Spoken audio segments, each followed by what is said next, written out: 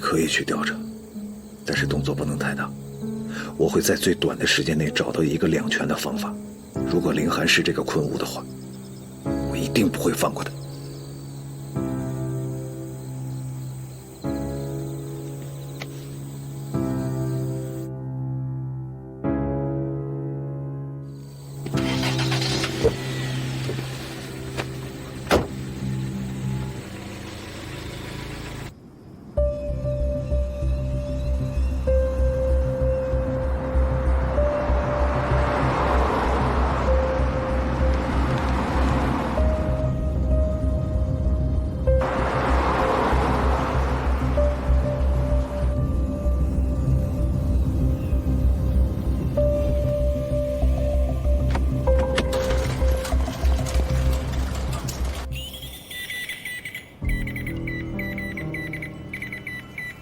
快，发现异常电波，马上去跟处长汇报。好。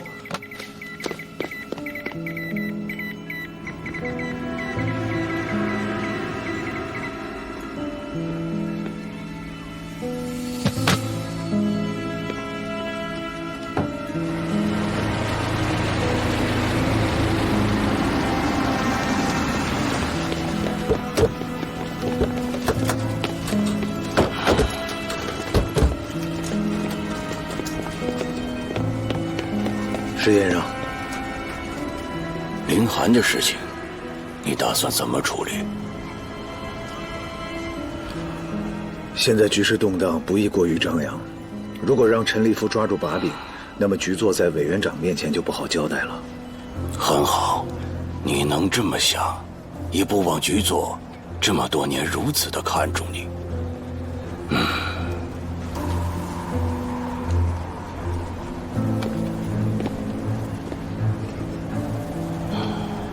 如果这个凌寒真的有什么问题，动作要快，切记2点：一，不要把这个事情搞得跟杨子明那个事一样满城风雨；第2点，不要留什么尾巴，做得干净。是。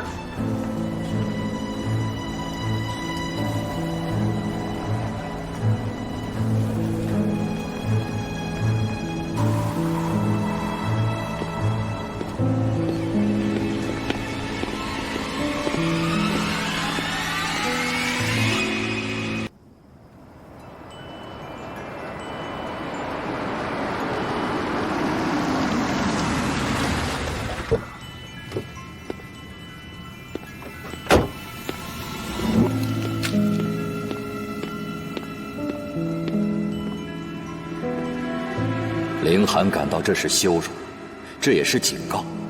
云鸿深察觉到被跟踪，绕了圈却故意将车停在自己家门前，这分明是在告诉凌寒，他们之间的较量还没有结束。凌寒有点沮丧，他有一种很不好的感觉，他觉得自己被别人设计走进了一个很被动的局面里，而这个做局的人，很可能是已经死去的杨子明。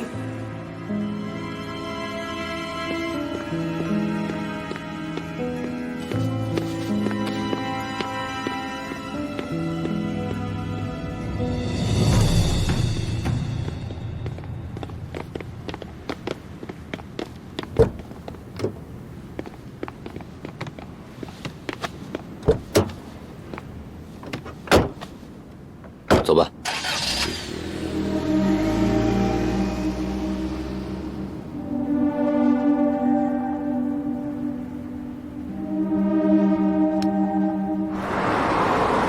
站长，之前有一个情报没来得及向您汇报，电讯处听到了异常电波。这件事情你怎么看？杨子明刚死，就出现了异常电波，这肯定不是什么好事。你信不信？云鸿深把密码本交给了杨子明，日本人也有可能知道了。接下来他们一定会想办法找到杨子明藏密码本的位置。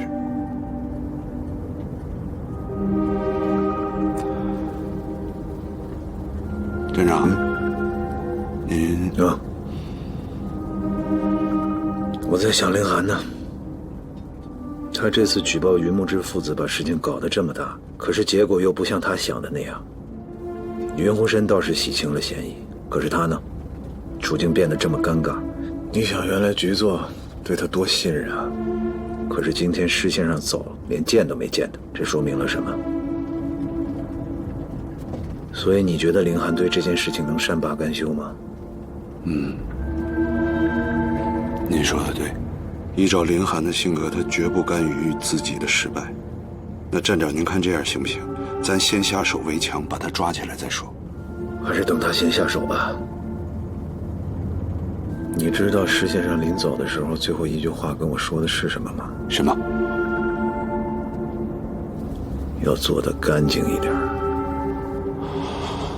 明白了。倒是云鸿生，我们可能要多下点功夫。他拼死也想让凌寒现出原形，咱们不能让局座为难啊，是吧？您放心，我知道该怎么做了。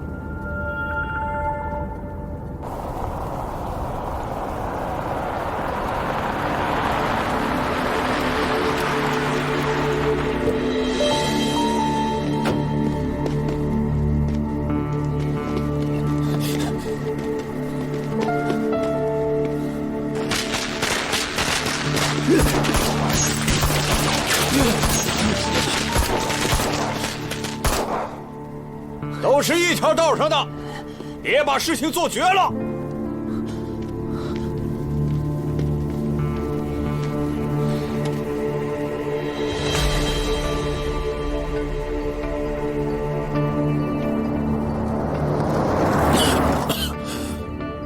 怎么样？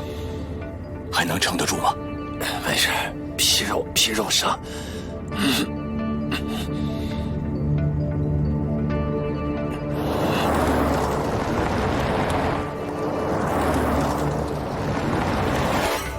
是我大意了，镇长，我请求处分。我怎么处分你？你是能够把吴向辉给我找回来，还是能够把他团伙给我抓了？你能不能长点脑子啊？每次让你秘密处决，你都去黑龙沟，你不能换个地方吗？是镇长，下次我一定换个更安全、更隐秘的地方。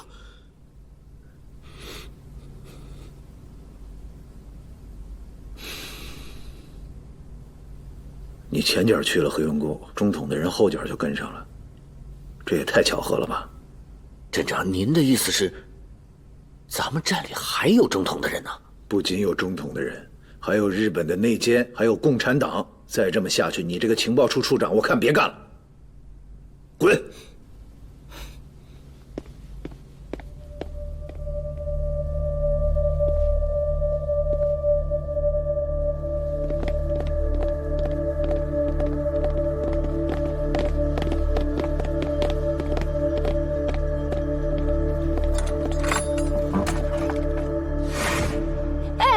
我跟你讲哦，你得罪不起我的。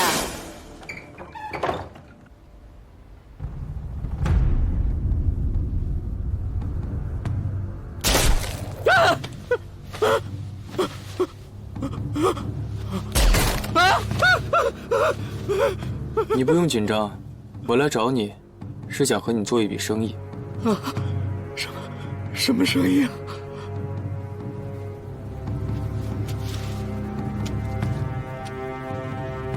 明天你去跟踪这个人，他几点钟去了哪里，做了什么，全都给我记录下来。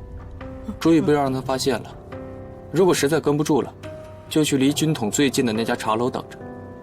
把从你到了之后所有经过的车辆信息全都给我记下来。照片背后有一个车牌号，重点观察这辆车。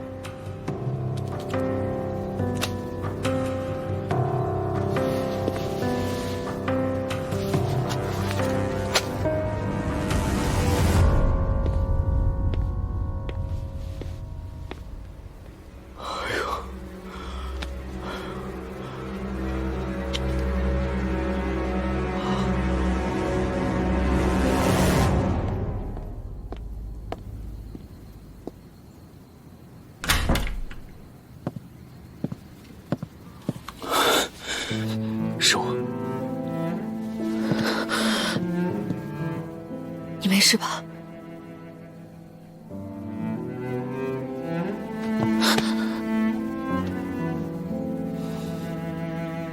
这是第几次了？我眼睁睁地看着自己生命当中最重要的人，在我面前倒下，而我却无能为力。你知道这是一种什么样的感受吗？生不如死。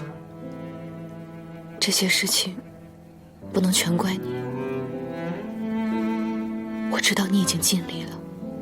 我爸，我奶奶，杨叔叔，景宇，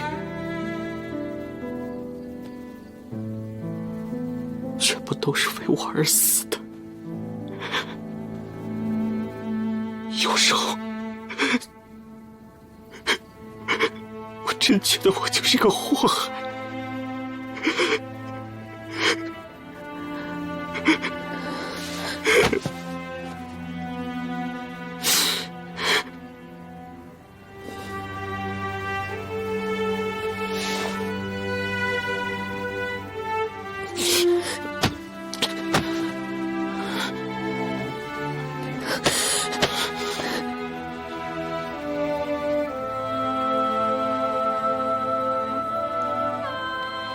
是我认识的那个云鸿神吗？我认识的云鸿神，他不会说出这样的话，他会报复，会一生视日本人为死敌，他会把悲伤化成雪耻的动力，而不是像你现在这样一味的软弱自责。如果你是这样的人，那他们确实死得不值。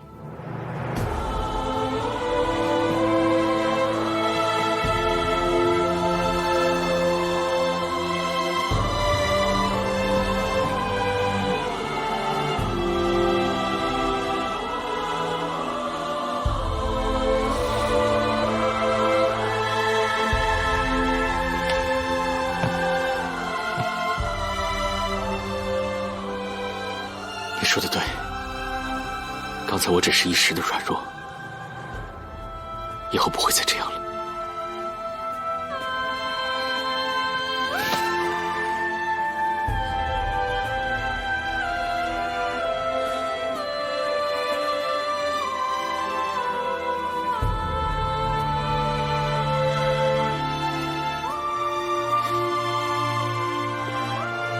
凌寒指证云鸿深是共产党的事，似乎随着杨子明的死彻底画上了句号。可文彦明很清楚，有一个疑点是始终存在的，那就是张显成为什么舍命去救云鸿深？一个身负重要使命的中统特工，居然不惜生命的代价去救一个军统的特工，这一点是怎么也说不通的。可大家却都默契地忘记了这个疑点。仅仅是因为杨子明的身份牵扯到高层之间的斗争，内斗高于立场，这一点让文彦明非常心寒。其实在文彦明的心里已经意识到了杨子明和张显成是共产党。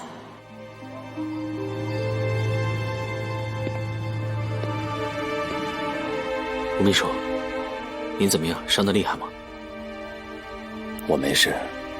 鸿深啊，老杨让我转告你，对这件事情，你不要有一丁点的自责。你固然是这件事情发酵的引子，但军统和戴笠真正想要对付的不是你，是老杨。而且，这件事情还牵扯到我们千辛万苦转移出来的储备金。这个储备金，它关系着前线无数战士的生命，所以老杨的牺牲是必然的。不是的，不是这样的。你善于分析，那你分析一下，如果你死了，他们会放过老杨吗？老杨生前常说一句话，每一个生命都有它独特的价值，不到万不得已，绝不可轻易放弃。老杨是放弃了他的生命，但是他用他一个人的生命保全了更多人的生命，这份放弃就是值得的，这份牺牲就是伟大的。他为什么这么做？这一切都是为了完成党的任务。党还有更多的任务等着我们去完成，所以我们一定要保全好自己的性命，以老杨同志为榜样，继续为党工作，对吗？我会的。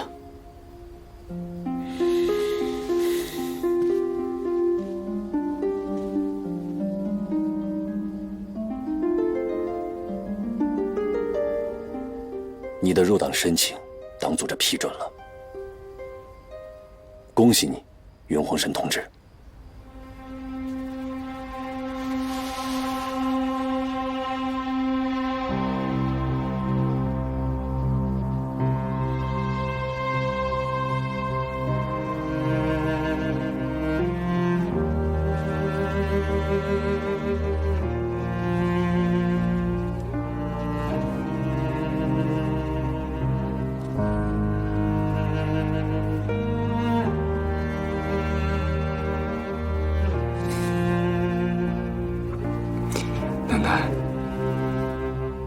以后啊，我会全力以赴地支持小申，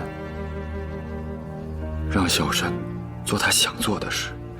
他现在可优秀了，他将来一定能成为像爸爸那样优秀的人。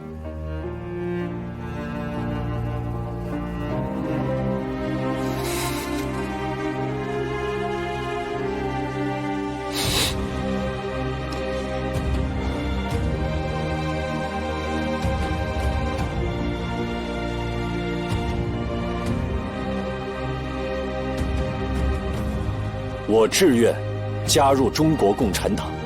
我志愿加入中国共产党。我宣誓。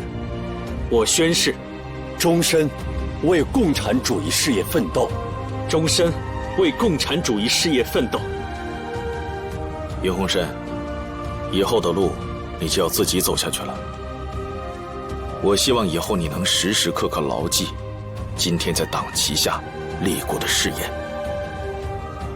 宣誓人윤洪申。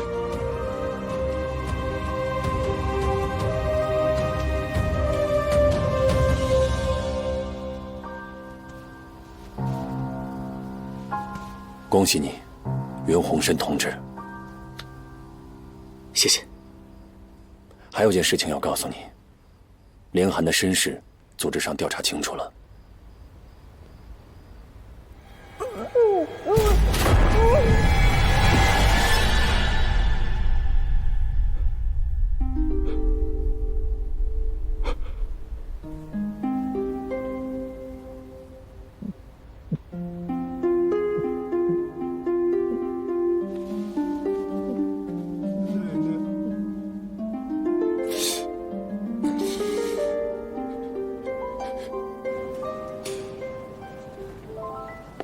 组长，云组长，组长，刚才有个人来找你，说是护晓彤老师的家人，他让我把这个交给你。好，你去忙吧。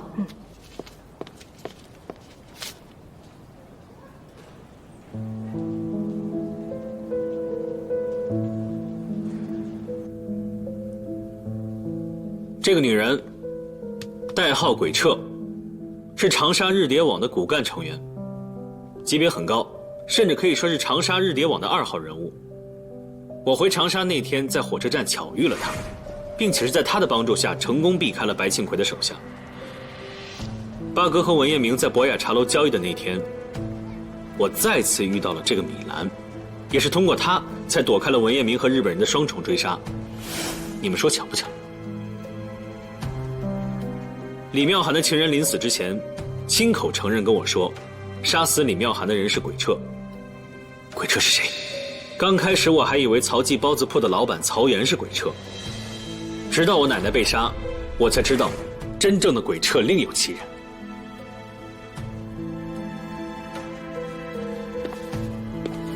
镇长，这条手绢，我奶奶原本是要送给米兰的，她在被害之前在上面绣了一个十字，她是想告诉我，杀害她的凶手是谁。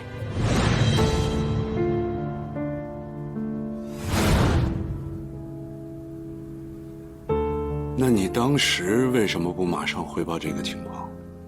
我想利用他，把他背后的人给引出来。所以说，上一次凌寒被逮了个正着，是你一手策划的。是，可是最终还是失败了。那你打电话的照片又怎么解释？我一路跟踪米兰到了电话亭，他打完电话之后就鬼鬼祟祟地做了一个小动作，我担心他使了什么诡计，于是等他走了之后，我就过去看了看，没想到他这个迷惑性的动作就是引我上钩的。所以说，这个米兰早就识破了你的种种设计，他是将计就计。是，这个米兰是假的。假的？你确定吗？我确定。米兰的同学和他从前在仁爱医院的同事，要么在大火中烧死了，要么就离开了长沙。能够证实他身份的人几乎没有。几经周折，我找到了2个幸存者。很可惜，这2个人在大火中被烧得太厉害了，眼睛看不见了，没有办法辨认米兰的照片。但是今天早上，事情有了转机。护校的童老师失明以后，他的儿子每天都会给他读书读报。今天一早，童老师的儿子翻出了一本旧书，里面夹着一张照片。这张照片是米兰那一届的学生和童老师在教室里照的，因为时间太久远了，童老师把他给忘了。找到这张照片以后，他的儿子来站里把照片交给了我。站长也看到了，照片上的人没有一个是我们现在认识的米兰。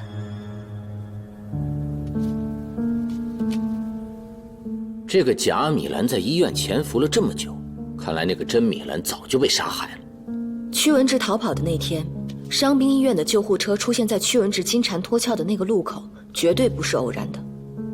只不过这个假米兰千算万算也没有算到，八哥竟然是真米兰的父亲。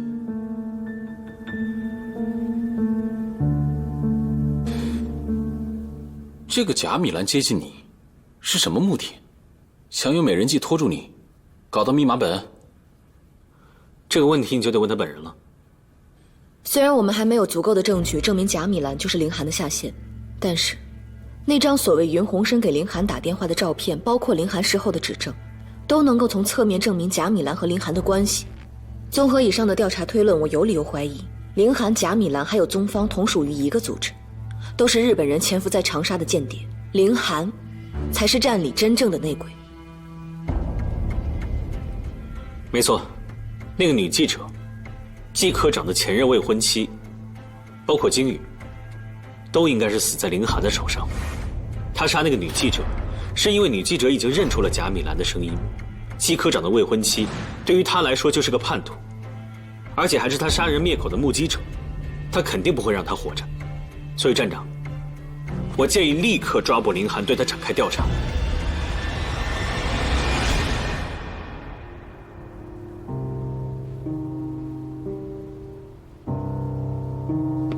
少爷，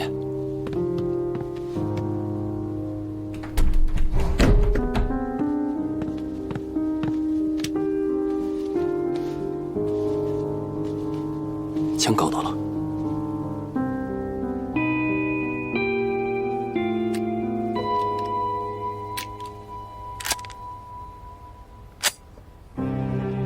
这么长时间不动枪，就是不知道还有没有准头。没问题，你枪法一直很好，一定没问题。没问题。少爷，您这样下去真的不行，我真是看不下去了。您每夜做噩梦睡不着觉，这样下去身体可就糟了。那不是噩梦，那是老天在提醒我，不要忘了奶奶的血海深仇。如果你实在拦不住我哥，就保护好他。米兰是经过训练的杀人机器，我哥不是他的对手。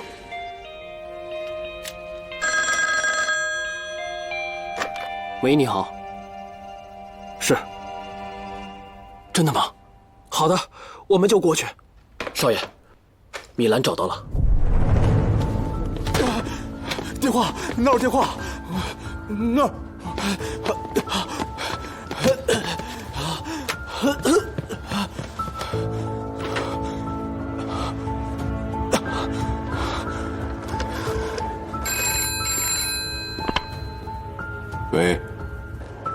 副站长，林寒要杀我。什么时候的事儿？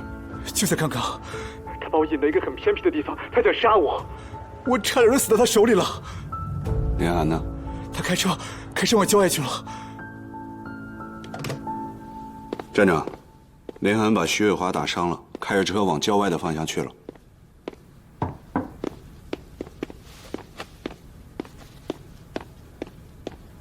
站长，宗方躲在郊外的一个工地上。最新消息，宗方躲在郊外的一个工地里。郊外？那儿离新河码头很近，他们不会是要逃跑吧？老朱，你带着文一鸣过去，务必拦截他们。是。是。站长，我也去。你等一下。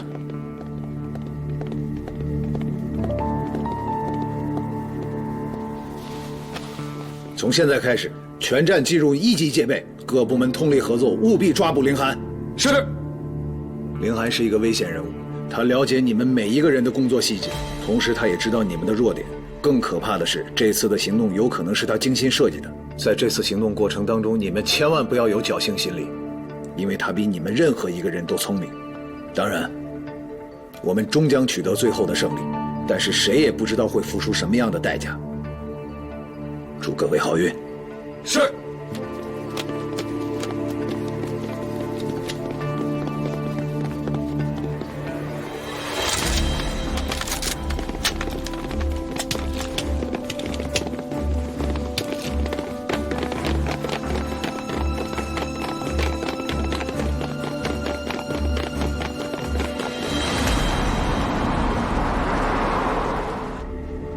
您的意思是，让凌寒死在今天的行动当中？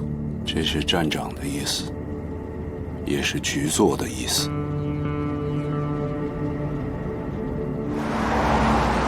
大少爷，您说米兰这件事情，我们要不要知会一声二少爷？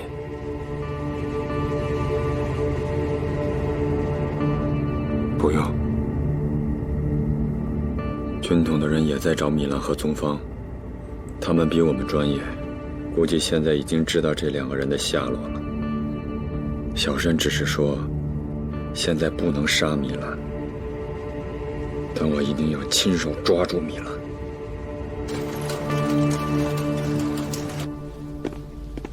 关于宗方的下落，你哥也知道了，他赶过去杀了米兰，就是为了要给你奶奶报仇。至于密钥的下落，他毫不关心。你知道该怎么做吗？我明白，您放心。至于凌寒，看谁的动作更快了。昆吾，我必须比他动作更快。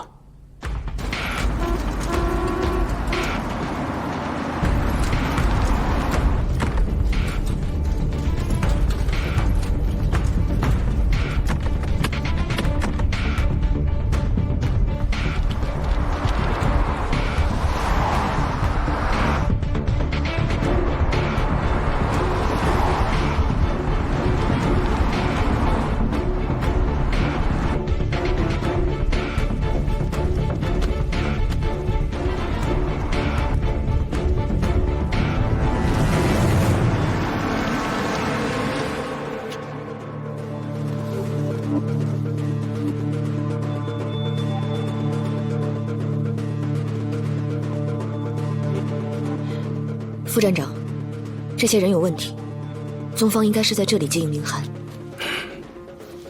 一组人快到了吗？差不多了。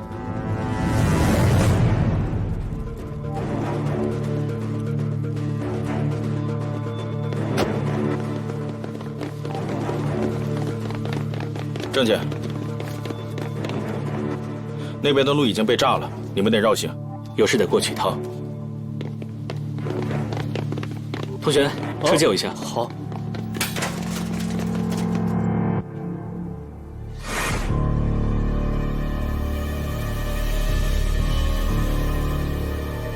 一定要在这儿截获宗方跟凌寒。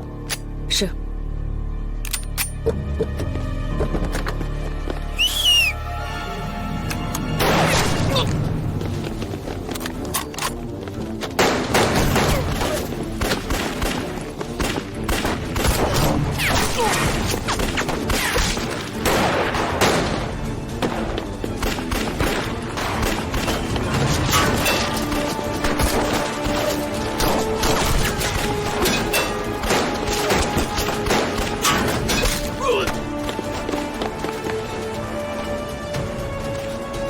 少爷，咱们什么时候动手？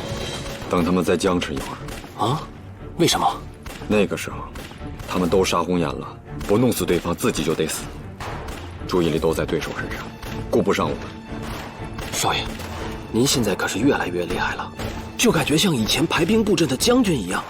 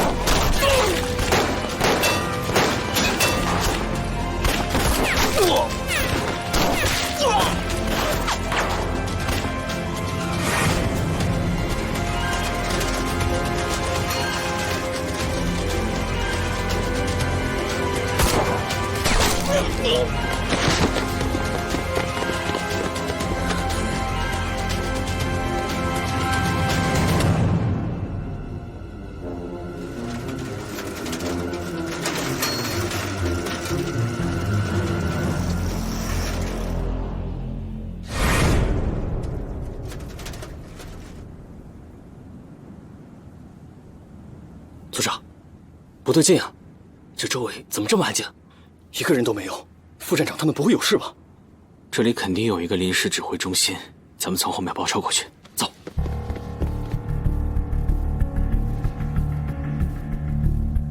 那是小申。那，去他那儿。为什么？他多精啊！他往那边走，那边一定藏着大鱼，说不定宗方跟米兰就藏在那儿。好，走。撤。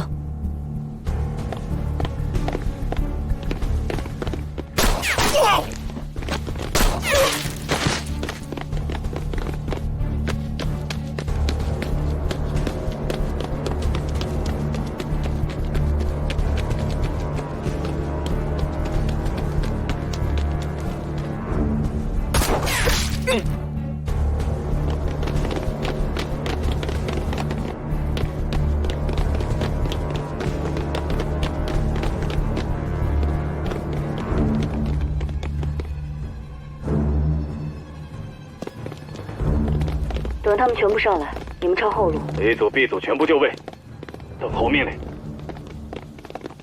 人呢？人呢？跑了。空城计呀！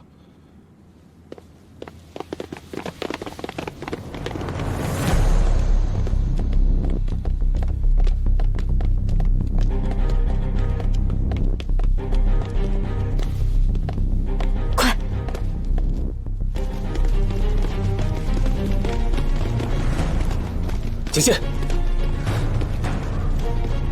大少爷，这边好像能通出去。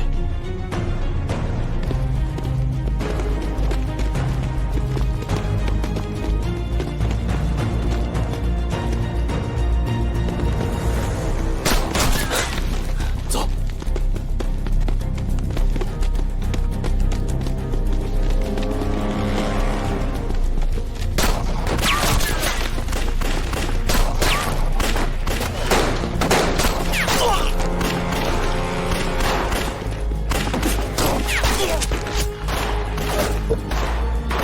米兰，我不会放过你的。趴下，少爷。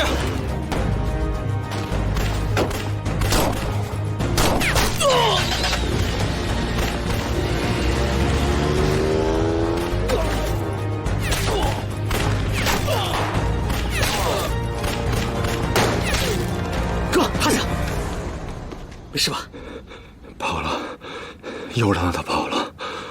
哥，我们马上就收网了，你就别在这瞎掺和了，这会对我们的工作很不利。小唐，少爷，哥，哥，小心，组长，组长，我们去支援副站长他们吧。不用，为什么？他们既然是在声东击西，那咱们就给他来个将计就计。我告诉你一个地址，你去那边支援。快点！是。走。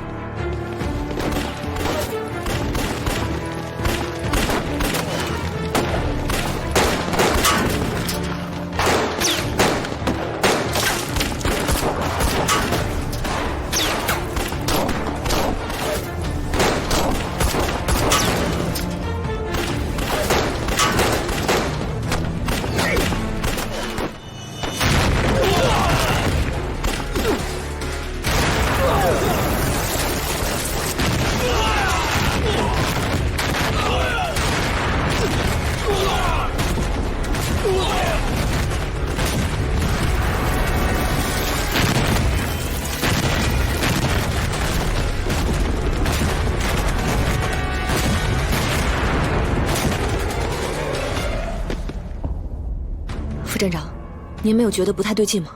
我觉出来了，他们的目的好像要把咱们拖住。对，这次的行动就是个烟雾弹，他们肯定另有目的，我们得速战速决，不能再跟他们耗下去了。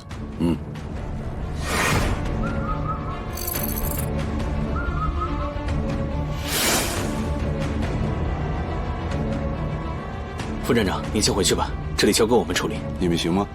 您放心吧，你们几个护送副站长回去。是。那注意安全啊。怎么只有你们几个人？其他人呢？你马上就知道了。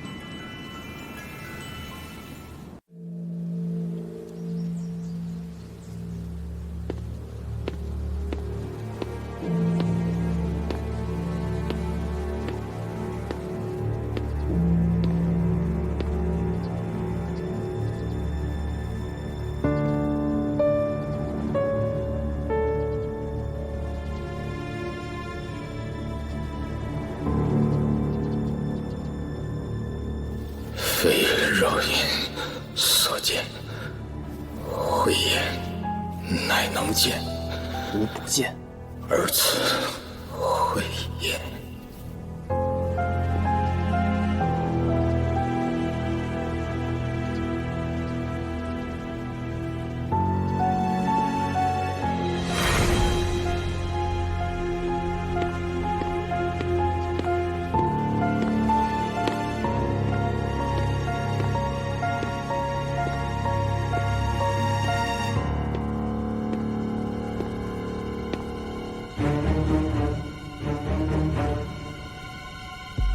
他不可能把密码本藏在这里。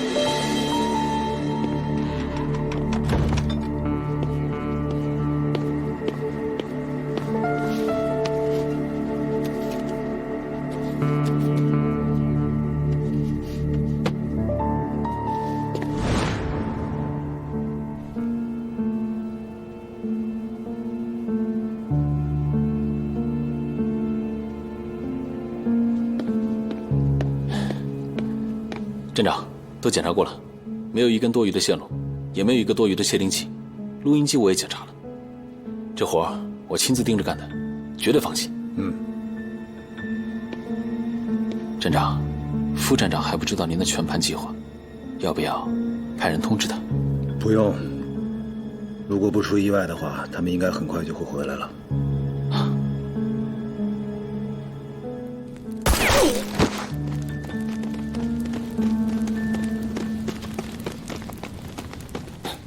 报告组长，活捉一人，其余目标全灭，我方轻伤1人，重伤3人，损失2人。好，把所有人都集中过来。是。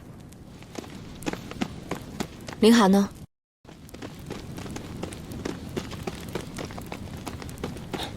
报告组长，活捉1人，其余目标全灭，我方轻伤1人，重伤3人，损失2人。好，把所有人都集中过来。是。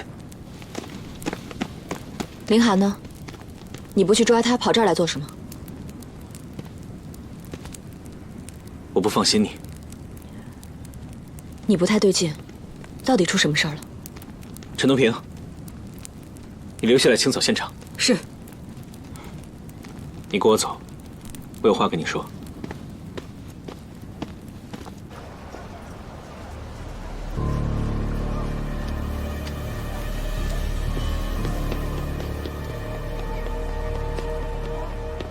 站长溜的没错，他果然来这里了。行动！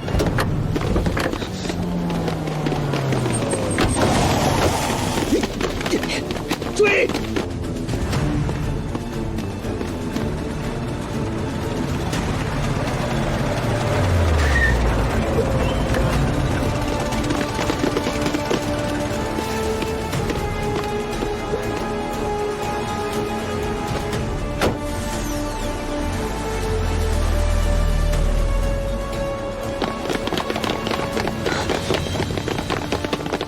别让林寒跑了，追！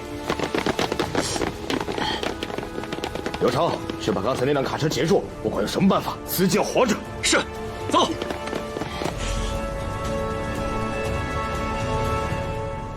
看样子他没有拿到密码本。那我们还要继续跟吗？不，万一军统还有暗哨，继续追踪，反而会落入他们的陷阱。往反方向开吧。是。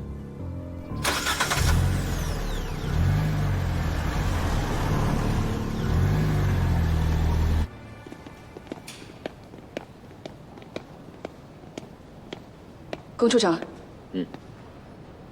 站长现在不见任何人。啊，行，那我等一会儿过来。这个时候不见人，该不会是出什么事了吧？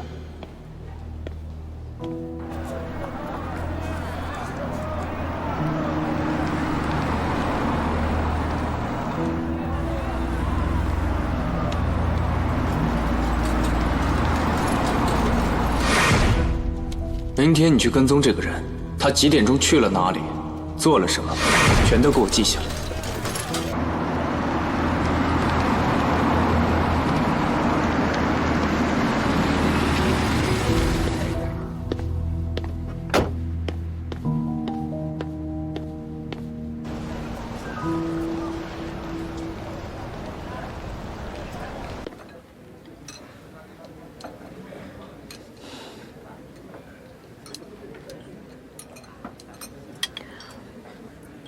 我吃饱了，说正事儿吧。什么正事啊？你是不是要跟我摊牌？你都猜到了？据我所知，中统可没有舍己救人的好传统，所以张显成虽然救了你，但他也把你给暴露了。原来他以为我要跟他谈我真实身份的问题。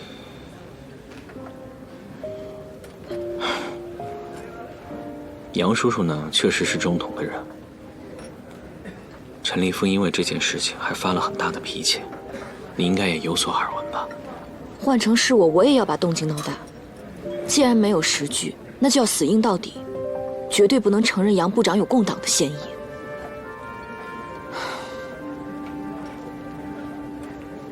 这些年，与其说我追随了一种信仰，倒不如说我追随了站长这个人。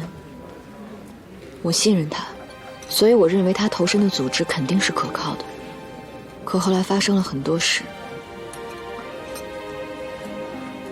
让我怀疑我当初是不是把事情想得太简单了。我可能选错了路。你现在能想这件事情也不晚。站长他也有我不认识的一面。人呢，是这个世界上最复杂的动物。想要彻底的看穿一个人，也不会那么容易。你之前把站长想得太完美了，还是再给他一点时间吧。冷不丁知道真相，他会受不了的。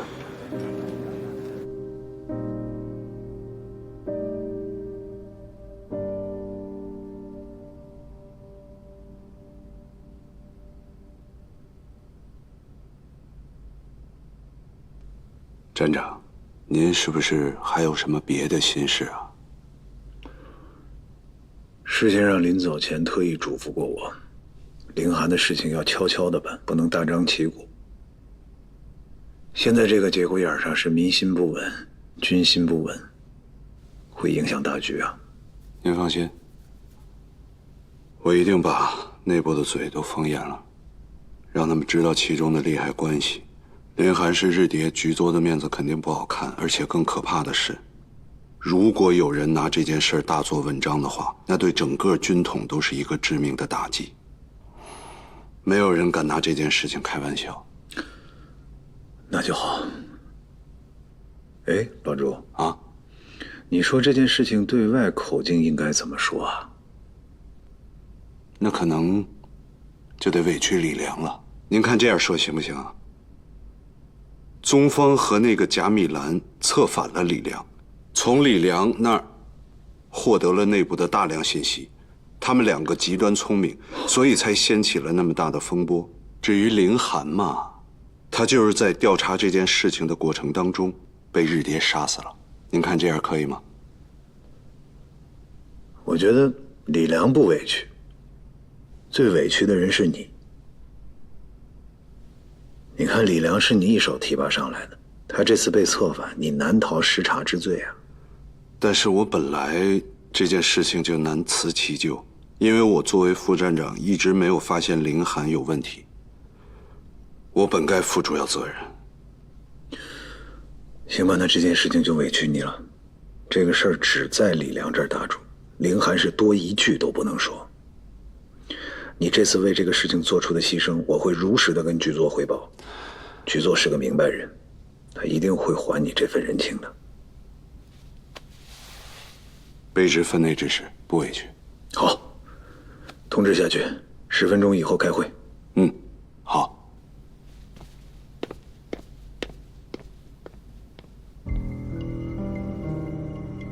徐伟华打电话回来向站里汇报完情况之后，站长就猜到了凌寒的计划。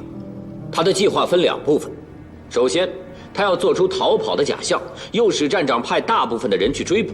只要我们上当了，陆山寺就安全了，那他就能顺利地拿到密码本。站长将计就计，凌寒以为我们上当了，实际上我这边和工地那边的行动是同时展开的，只不过凌寒太狡猾了。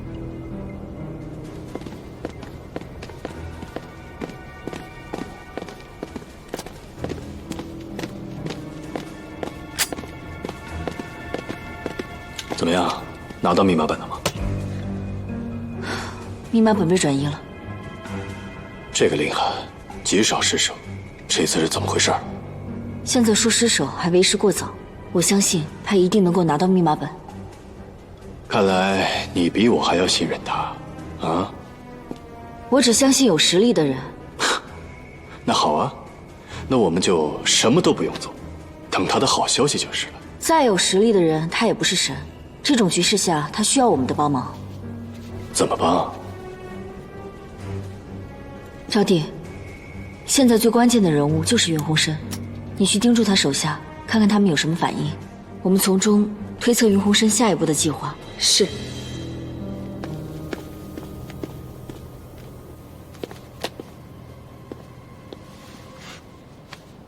站长，我有个问题。说。我放密码本的地方，你是怎么推断出来的？如果凌寒足够了解你的话，他也可以猜到。你在取车的时候，密码本就在身上吧？你为了迷惑凌寒，所以你玩了一个小把戏，对吗？是，我算准了时间，在周围绕了一圈，然后才过去取车，目的就是误导凌寒，让他把教堂排除在外。我是以你到家的时间作为基准点来判断，从你取车到你回家，这中间差不多有2个小时的时间。虽说我没有看见，但是我确定你去过一个地方。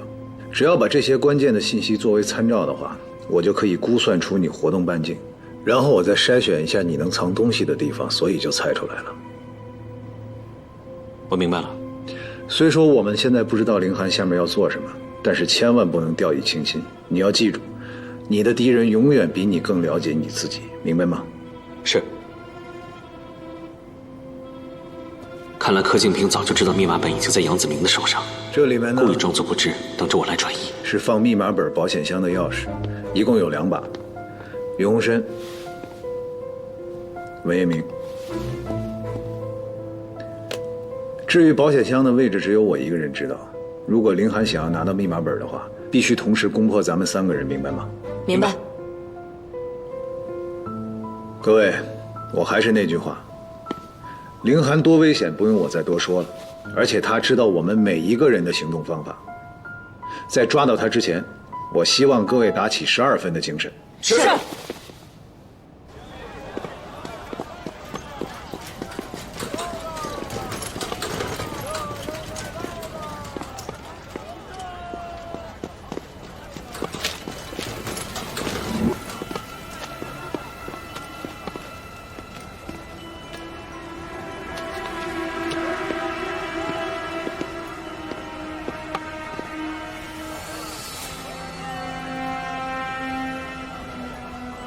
亲自抱了一个小保险箱出门。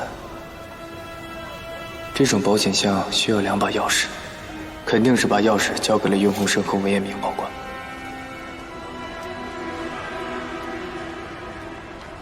你不好好在医院待着，跑出去干嘛？凌寒向我开枪之前说了一句特别奇怪的话，他提到了一个我们谁也惹不起的大任务。惹不起的大任务，难不成是站长？你接，你别在电话里说，你去我带你执行第1个任务的地方，好吧？到那儿见，我大概20分钟到，啊。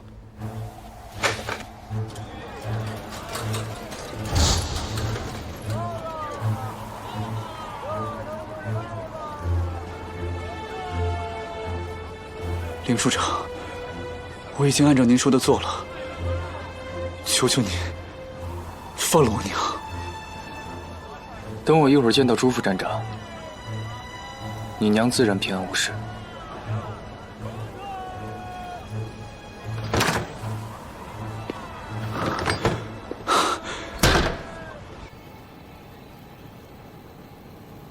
处长，是您办公室的电话，接过来。徐处长，凌寒，你私自在云鸿山办公室装窃听器，站长知道吗？你到底想干什么？你总是对不该好奇的事情好奇，这样很危险。你最好提前想一下，等站长和云鸿深知道了以后该怎么解释。忠于自我，无损于道德，可是他确实损害了一部分人的利益。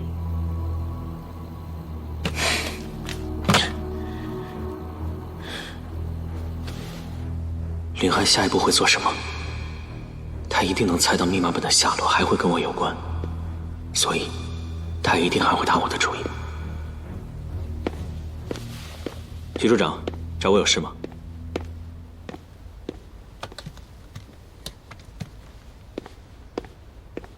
凌寒知道了这个，他刚才打电话来过。你没在办公室乱说些什么吧？他在电话里面都说了什么？虚张声势了一番。哦，他最后说了一句话，我现在想想有些奇怪。什么话？忠于自我，无损于道德。可他的确损害了一部分人的利益。忠于自我，无损于道德。可是他确实损害了一部分人的利益。我很抱歉，希望你今后也能找到一个理想的爱人，瓜瓞绵绵，绿树成荫。这句话有什么问题吗？徐处长，你最好不要再打听下去了，我有点急事要办，先走了。你紧自便。哎，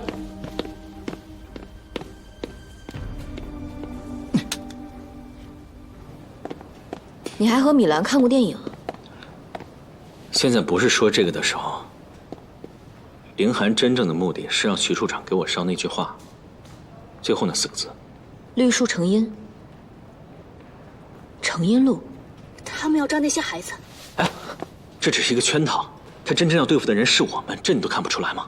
你别拦着我，孩子们有危险，我不能不管啊！不是不管，我们要想想，接下来该怎么管。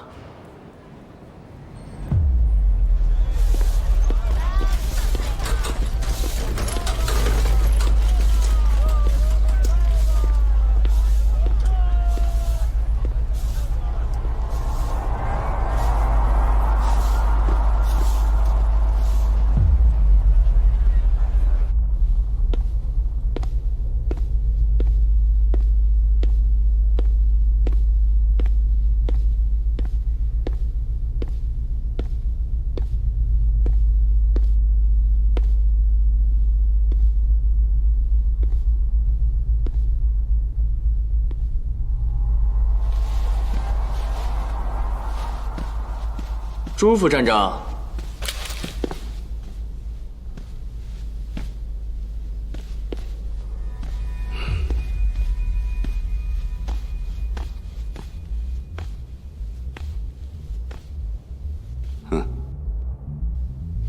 如果我15分钟之内不离开，会有人找我。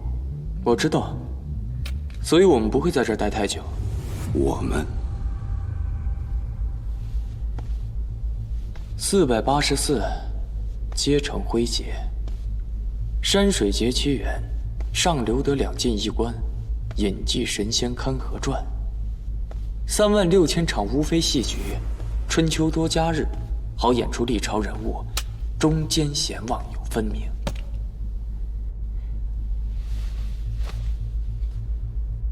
写得真好啊！484皆成灰烬，36000场无非戏剧。说的太对了，我们每天打打杀杀的，抓了这个再抓那个，好像全世界都是我们的敌人，到头来还不是化成一捧灰。反过来也一样，不管多坏的坏人，到最后也终将化成一捧灰。你说今天会是谁的终点？你的，还是我的？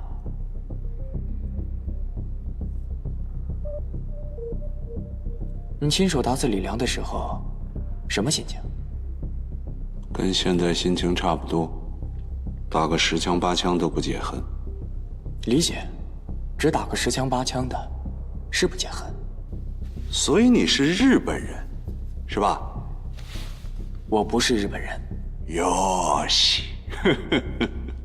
我知道你为什么要把我骗到这儿来，因为我查到了你的秘密。你向来自负。你觉得你现在能把目前的劣势扭转过来，而且你现在的计划应该是把罪名全部扣到我的头上，然后把我杀了。一方面死无对证，另一方面永远不会有人知道你的秘密了，对不对？别做梦了，就算我死了，我也要把它交给那个能曝光这个秘密的人。你猜他是谁？没错，就是云鸿深。哼！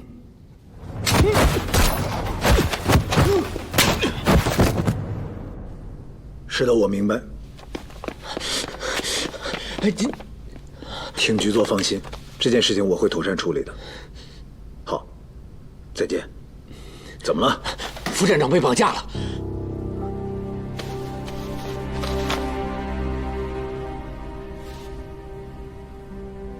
云鸿深呢？我问你，他人呢？不知道啊。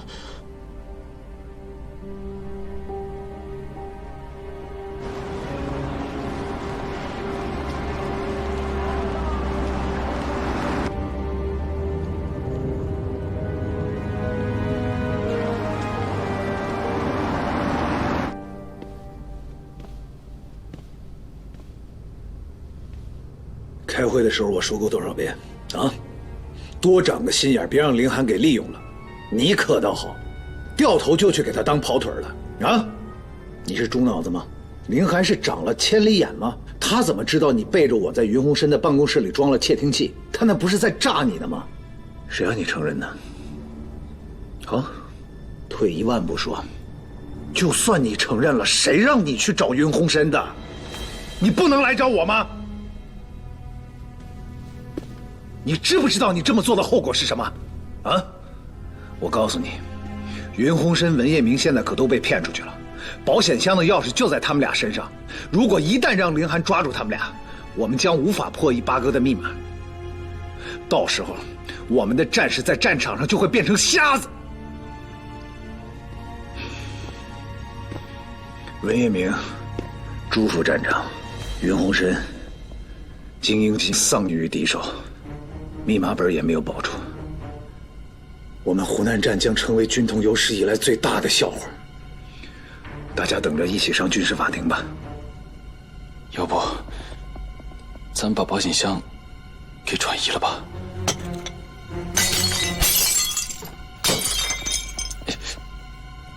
你生怕凌寒不知道保险箱在哪儿是吧？滚！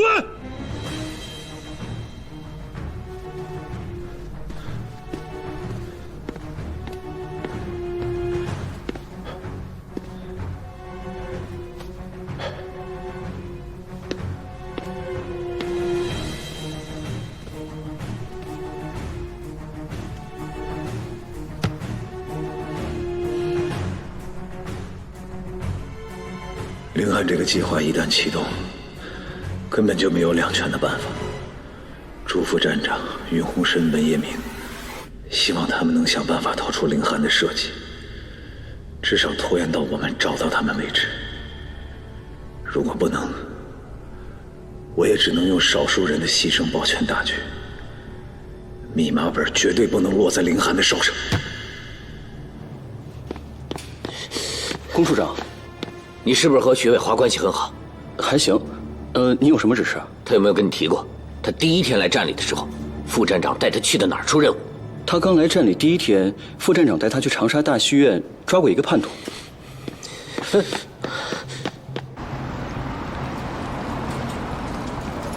绑架燕子他们并不难，难的是怎么把他们运出去。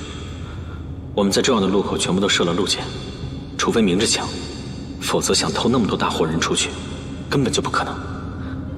他们一定会光明正大的把孩子们运出去。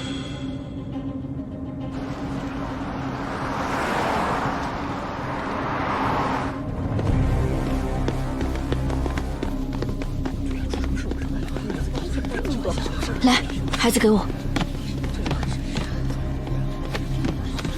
快，动作快点，快来。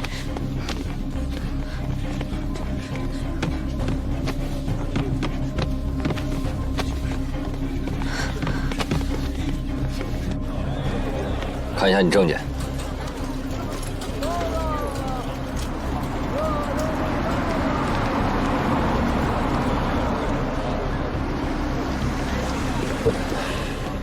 等一下。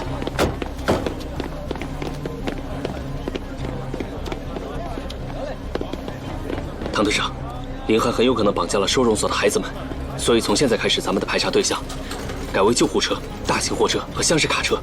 另外，我们组长还说了，一旦发现目标，鸣枪为号，一定要等他们赶来再说。好，知道了。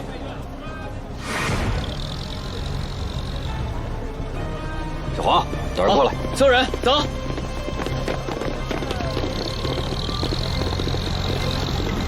停住！让开！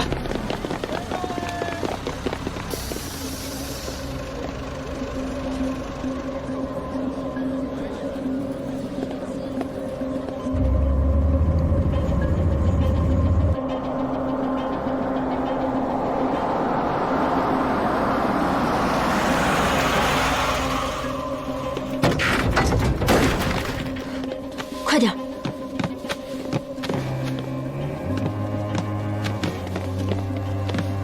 给。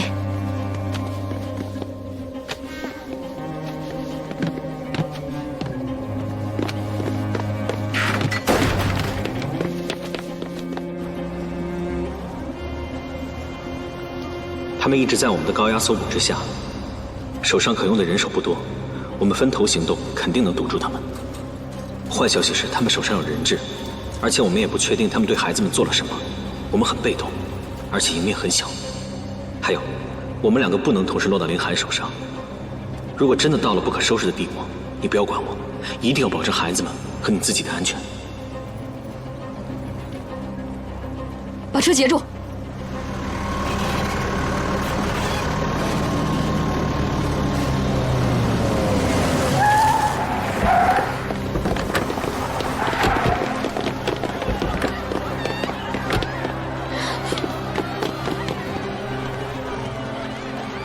不要开枪，他手里有炸弹。开枪的震动可能会引起爆炸。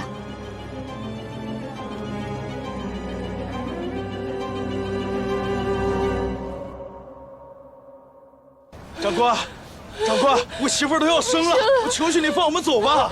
走吧，走吧，走吧。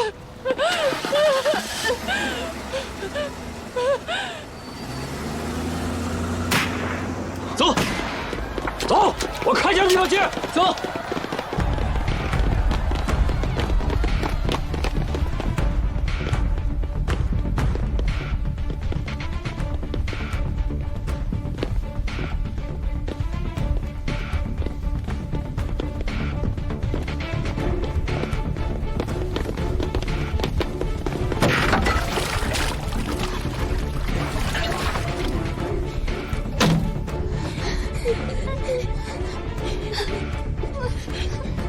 你把他们放了，我跟你走。带你上路太不安全了。交换人质，你至少可以争取到一点脱身的时间。如果你足够聪明的话，或许能全身而退。安静！二少，你那么聪明的人，应该早就料到我根本没有打算全身而退。如果这些孩子不能让我拿到我想要的东西，我会先开枪的。其实你也没什么损失，如果我们都死了，那个人也少了好几个帮手。我要是你，我早就开枪了。这件事情无论什么结局，我都会让你付出代价的。我知道你不在乎你自己的命，可昆吾呢？他还一心盼着回日本和他的妻儿团圆。你们像疯狗一样死咬着八哥的情报不放，无非就是他这份情报非常的重要。你放心，我是绝对不会让他落到你们手上的。你们的军队会在这次战场上失败，而这个失败就只是一个开始。只要我还活着，我就会不惜一切代价的给你们找麻烦。那是以后的事了，我不想管也管不了。现在我要做的就是拿这些孩子威胁你，要么你给我想要的东西，要么我拿这些孩子陪葬。之前也有人跟我说过这样的话，也要威胁我，可是最后都死了。是吗？你不好奇你的心上人现在在干什么吗？鸣枪示警是你们的暗号吧？我猜他早就找到我们的人了，可是他为什么没有鸣枪示警呢？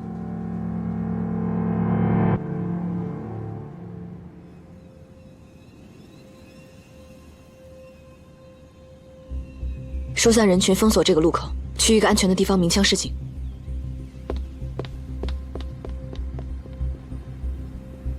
密码本在哪里？我不知道。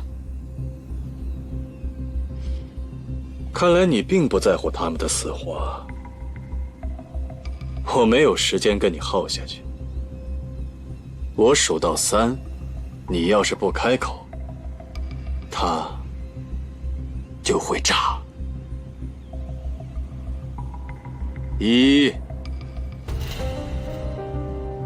2。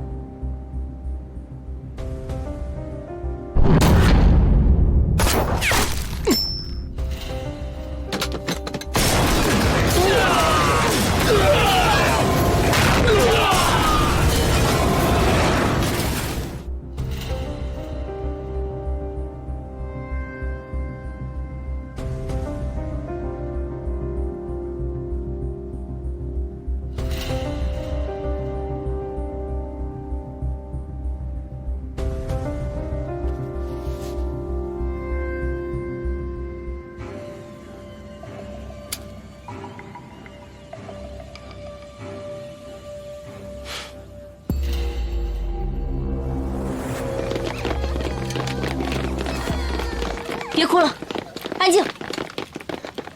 组长，赶紧回去通知站长啊！还不快去！是，走。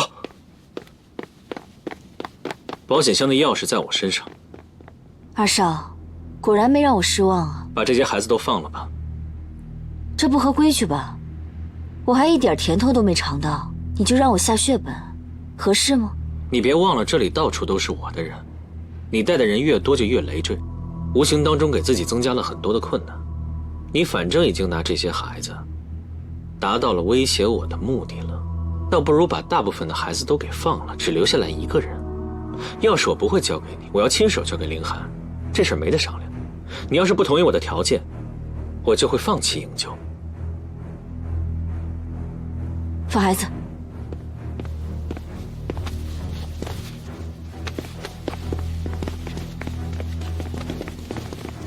唐队长，5分钟之后，你派一个人沿路去找，我会在一个合适的地方把燕子扔下。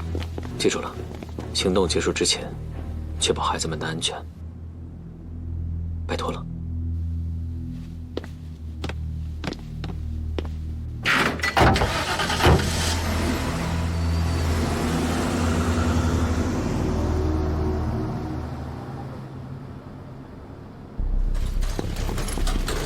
你们俩去后门，你们俩跟我走。是。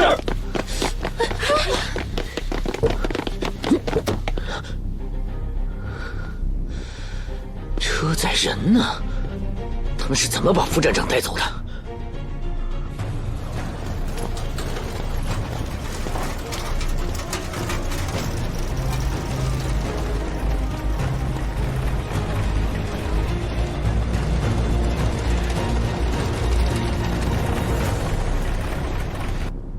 组长说，他自有办法自保，而且他现在待在林寒身边，可以随时发现他的动向。一旦咱们这边开始行动，可以里应外合，这样的话，胜算也大一些。进来。站长，没找到林寒跟副站长的踪迹，他们俩就像是凭空消失了一样。一帮废物！喂，你马上给我回到站里，没有我的允许，不能和任何人接触。通知下去，5分钟以后会议室开会。是。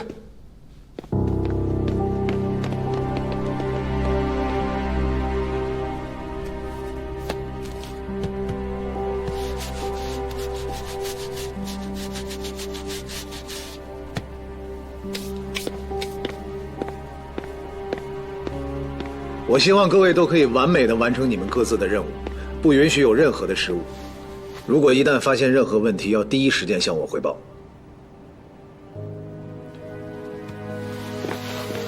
诸位，我们现在的局面就像多米诺骨牌一样，如果有一张倒了，带来的后果不堪设想。我的要求只有一个，保住密码本。如果有可能的话，尽可能的保住他们3个人的性命。是。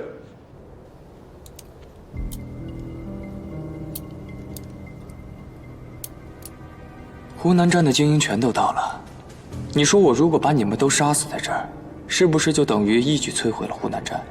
这算不算是柯建平亲手把他们送到我手上的？密码本在保险箱里，云鸿生身上有一把钥匙，文业明身上也有一把钥匙，有一把是假的，2把都是真的。这种保险箱需要2把钥匙。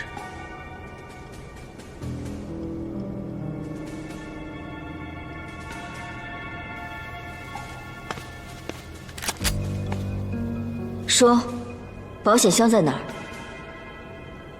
我会告诉你们吗？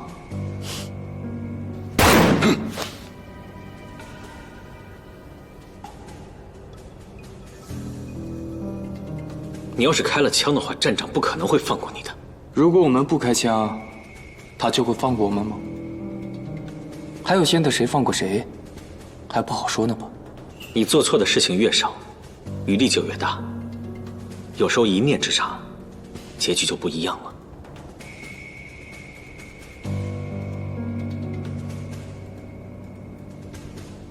袁洪生，你不用跟他废话了，你就记住你作为特工的职责就行了。我没有忘。作为一个特工，我随时都做好了牺牲的准备，为自己的国家付出生命。可是，活着才有更多的可能。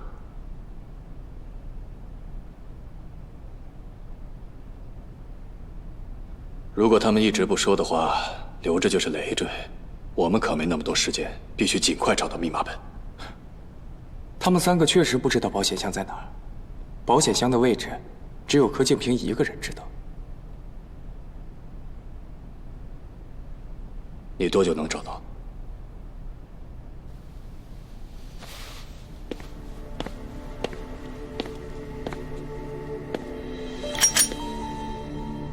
给我一个让你活下去的理由。钥匙我已经拿到了，如果你不知道保险箱的位置，你也没有活着的必要了。光靠想能想出确切的位置吗？再难猜，我也找得到。我当然不怀疑你有这个能力。不过你不好奇，我为什么让刘超先走？是去干什么吗？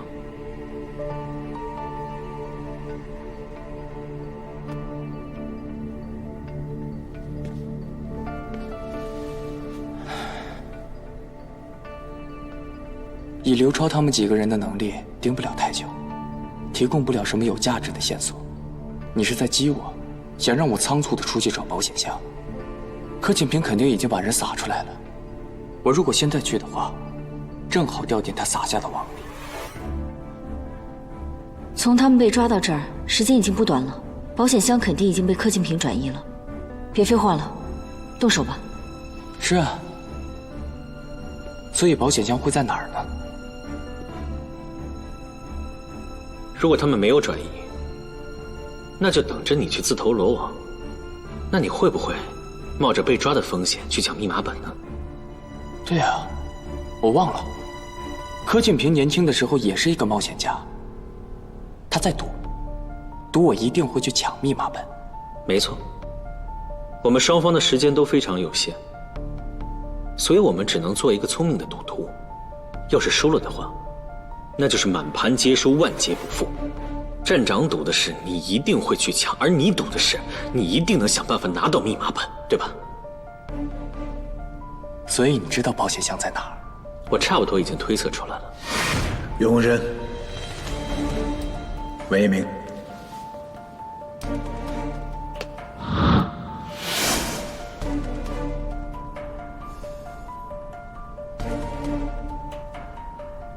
昆武已经在长沙潜伏很久了，是时候出来亮亮相了。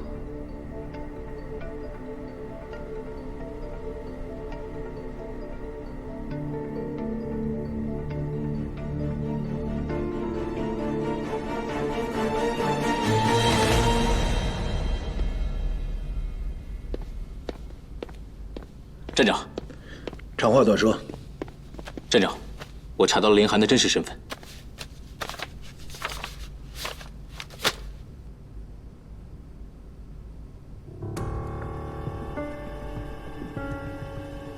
藤原太郎，曾任日军华北驻屯军参谋次长的藤原太郎，是，他就是林寒的生父。林寒的母亲曾经是天津租界的一名高级女佣，她的东家是一居在天津租界的前清两湖统治张彪。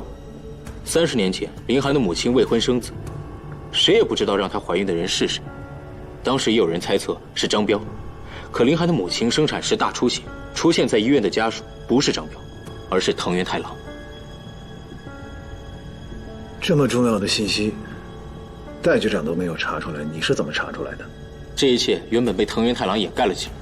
当年参与接生的医生、护士，还有接触过这些档案的人全都死了。时间上没有疑虑，所以很难让人产生怀疑。可是他怎么也想不到，那个医生在林寒出生的当天夜里，就为手术同意书和出生证明拍了照，并且把这些照片交给了一个远房亲戚保管。他的这个远房亲戚帮他保守这个秘密30年，他为什么愿意告诉你啊？这个人的儿子得了一种怪病，治这种病需要花很多钱。我给了他一个让他非常满意的价钱。他其实也不是存心要保守这个秘密，只是一直找不到一个能接手这个秘密，并且能保证他人身安全的人。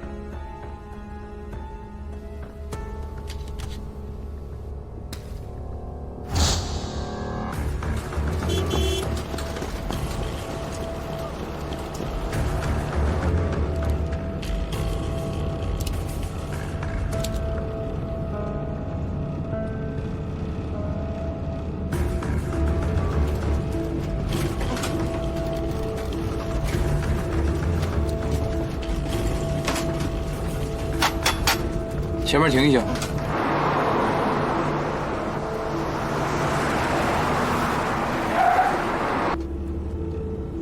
后面的车停下了。看来他是猜到保险箱的位置了。这样的话，